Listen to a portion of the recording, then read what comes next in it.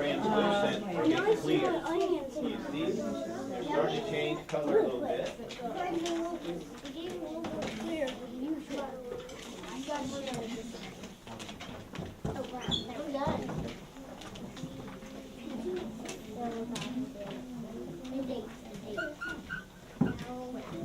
And I'm doing the same thing with these onions. I want them to get a little bit clear.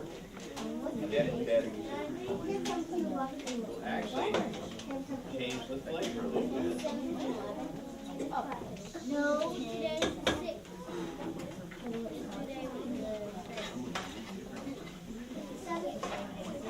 Yesterday was 17, so it's 15.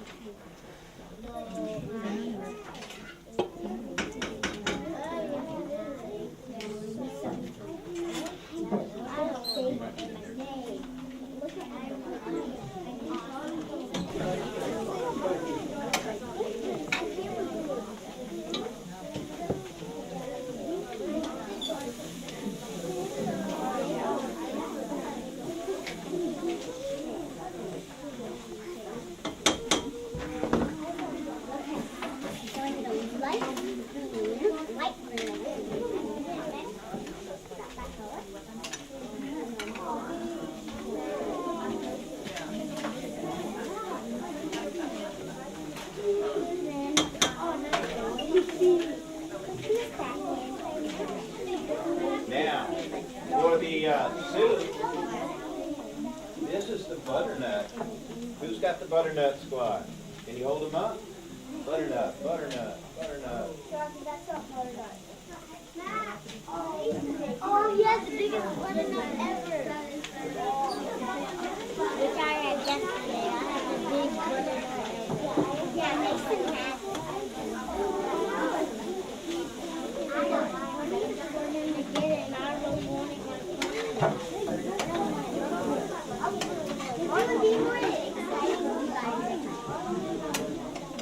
Yeah, he's really a professional. Now we're getting a lot of color. Look at all the color we're getting into our chili. Yeah. Lots of color. Now, that's good. Now one more thing, more stuff for the chili. What do I have here? Tomatoes. Tomatoes concassé. Your friends? They've been peeled and sort of seeded. There's a few seeds in there. And then concassé, cut real coarsely.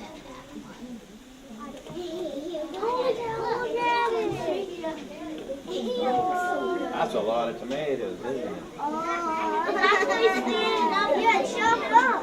His hands are chopped. No, his hand is going to get burned.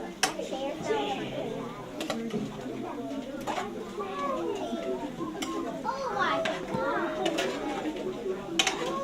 Put it right here and that's in the middle. Anything else for chili? What does chili need? Soy sauce. Chili. We need some chili beans, doesn't it? Chili beans.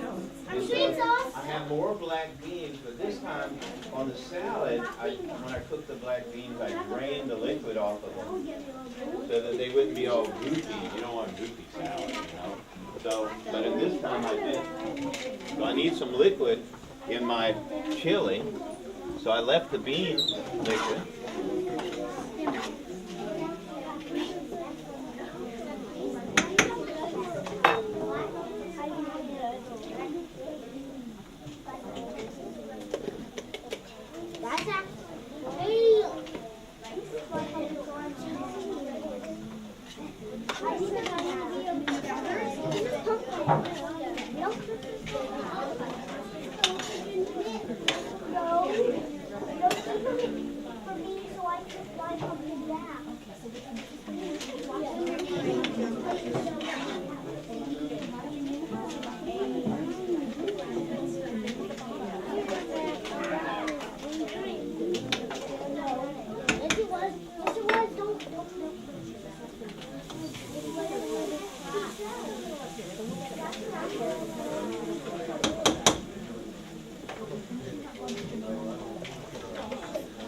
And then then for the soup, we need a little milk in there.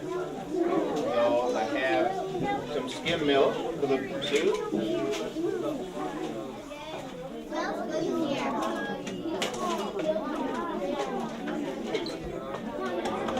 And I'm going to cheat a little bit. I had some pumpkin soup that I made teaching my students how to do this yesterday, and I saved just a little bit because I didn't know if I was going to make enough. So I'm going to add that to the soup also. I know we have plenty. What is that? He looks like a millionaire. And that was all butternut.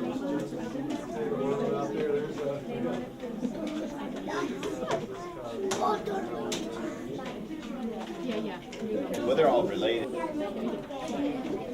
I'm going to turn the heat down now because I don't want to scorch anything.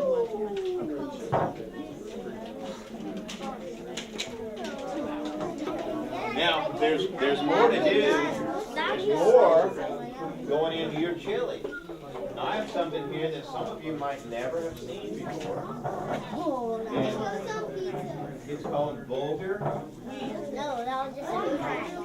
Bulgur Let's do wheat. a crash again. Bulgur wheat. B-U-L-G-A-R, wheat. And what it is whole wheat that has been cooked and then dried back out and then cracked in little pieces. And it makes a great salad. It's also great in your chili. Now, where does this go? Where does this go on your plate? The grain. And now you have it. Oh, you've already colored the grain.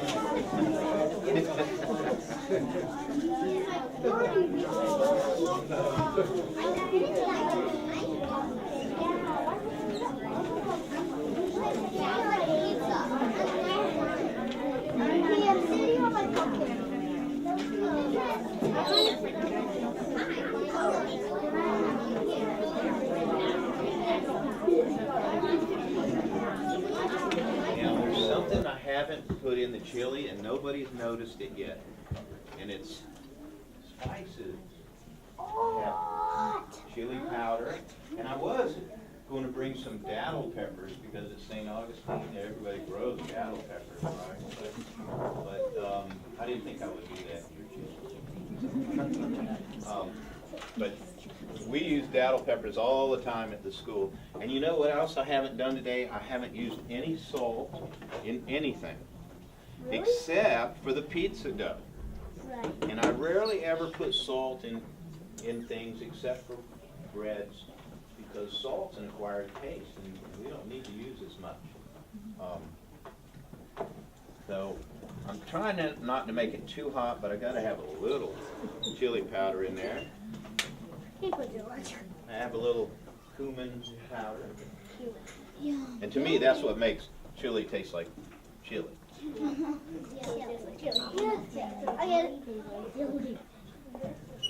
And that bulgur wheat, as it cooks, is going to swell up and make the chili a little bit thicker. So we have to let it cook long enough to thicken up and for the spices to get in here.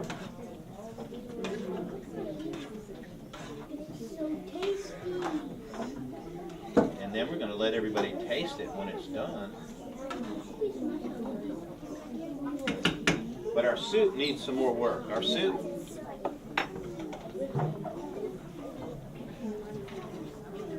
needs to get a little bit hotter, and then I'm going to bring a blender and I'm going to make it a cream soup right in the pan. So we're going to play with a little machine here in a minute. Our pizza's starting to look good.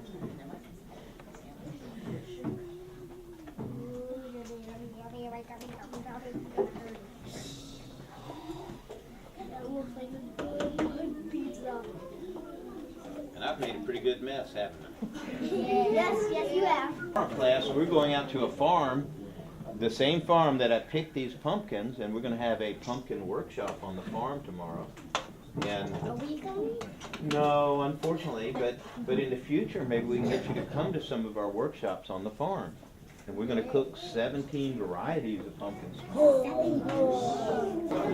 right, y'all ready for some little power tool?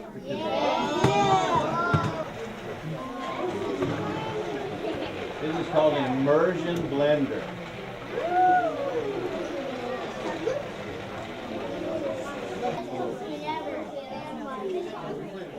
You want the pizza now.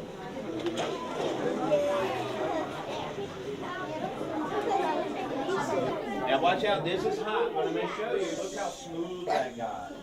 Don't reach out and touch, but look how smooth. Nice. Don't touch, don't touch.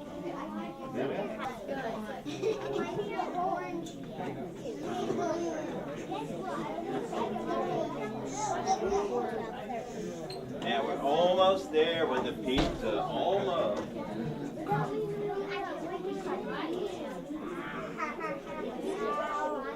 You know, we have some very important guests here today. Very, very, very important guests today. Everybody that's a guest is important. But we have somebody from Washington, D.C. Can I put you on this? Oh, we're going to put her on the spot. We have somebody, USDA from Atlanta also. Oh, we'll put you on the spot. All right, sure. Do you come to these classes many times? I do. I visit schools all over the southeast region, all the way up to Kentucky, down to Florida, and over to Mississippi. So I get to visit lots of classes. But this is something really special that you have today. So you're really, really lucky to have a chef to come in and teach you how to eat healthy foods and how to season them properly without salt, and using fresh fruits and vegetables that come right from Florida. So that's important because we have lots of farms, and really, really, you're lucky in Florida that you have such really good produce that you can eat all year long. I'm from New Hampshire, so we don't have the luxury of fresh fruits and vegetables all year long. So I love what you're doing with your plate, and learning how to put the foods in the right part of the plate. So you're learning a lot today. Was it, Miss Skipp, was it last year or a year before we did kohlrabi? I think this kid might have gone to garden. I think it was last year. Yeah, last year. Kohlrabi last year. Last year we came and Miss Skipp said their children would need kohlrabi. And so we came and the class harvested the kohlrabi, and it was beautiful kohlrabi. Do y'all know what kohlrabi is? No. That We was don't have any growing this year, but she didn't know what to do with it, so she found an expert. We told them that story, and we heard it was wonderful. So maybe if we grow some kohlrabi, you can come back. I'll come back. Kohlrabi With the pumpkin is pie. a Pumpkin pie. a root vegetable, basically, grows kind of on the top. And we took the greens and we stir-fried them with onions and peppers, and everybody loved it. We took the root and we chopped them up in small dice, and then cooked them in chicken stock and added Parmesan cheese, and had mashed kohlrabi. And then we had to make a pizza, or a galette. We'll call it a galette. And everybody said, "Oh, they're going to eat kohlrabi on pizza," but that was the favorite thing, I think. And that's what inspired me to put roasted pumpkin on here too. But we do squash galettes a lot, so that's not unusual.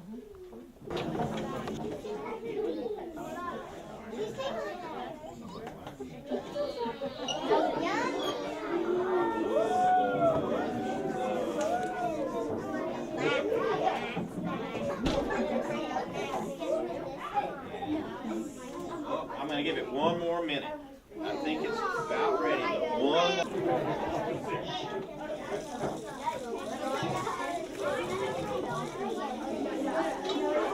Trying it, you're trying it.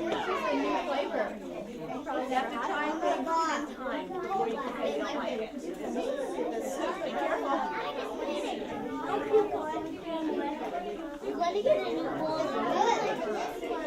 They'll like anything with cheese on it. Got it.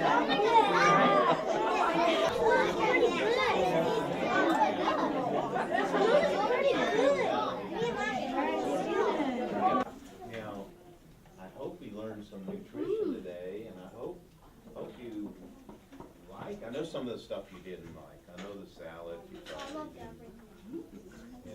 Raise your hand if you like the chili. Raise your hand if you like the pizza.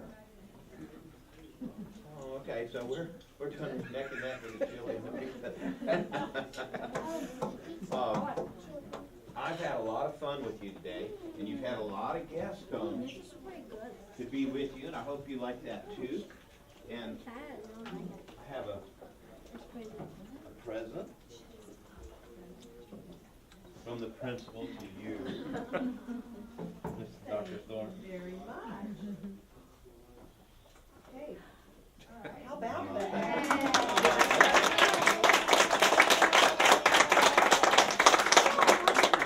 And I've adopted your school in the Let's Move Chefs to School program. So I will come back often during the year, and whenever you need, when your garden's coming in, maybe we'll make some strawberry shortcake, because I like strawberry shortcake. Maybe we'll make strawberry ice cream and ruin all your diet. Now, I want the pumpkins that we brought to the class are yours, and that's for your teacher to decide what you want to do with them. You can take them home if you like, if she says so. But if you do take them home, make sure that you cook them, or have your mom or dad cook them, because they're very good for you. A cup of cooked pumpkins has like 49 calories, vitamin A, fiber, phosphorus. It's got all those goodies that you need to grow. And that's why we brought you the pumpkins. The other reason we brought you pumpkins and not cabbage is because pumpkins right now in St. Johns County are ready for harvest. Maybe your mom and dad will take you to the corn maze on 207 where they have a big pumpkin patch. But later in the year, we're going to be growing cabbage. So there'll be a lot of cabbage, but in this county, we grow broccoli, cauliflower, kohlrabi, strawberries, blackberries, romanesca, cucumbers, onions, and we grow some potatoes. And where's Mr. Jones, our farmer? He grows potatoes. But he grows potatoes, but we don't just grow potatoes for potato chips here. We grow tabletop potatoes, and that's kind of a new thing to St. Johns County. And Peruvian fingerlings, Austrian potatoes. Believe it or not, at the research center when they do potatoes, and I'll have potatoes in the spring, they grow 1,400. That's 1,400 kinds of potatoes. That's a lot of kinds of potatoes. But only 20 or 30 have names, and they're doing trials to give them names later. And it takes about 10 years for a potato to get a name. It has a number. Until then, they cross them. But as you get older, maybe we can take your science class out there and have you do the density tests and all those kind of things they do on the potatoes, which would be a lot of fun. And then, of course, we'll have strawberries. We'll have peaches. We're growing peaches in Florida now, and we're going to have lots and lots of peaches. We have a farm just in downtown Hastings. We have 4 or 5 varieties of peaches and nectarines. So I'll bring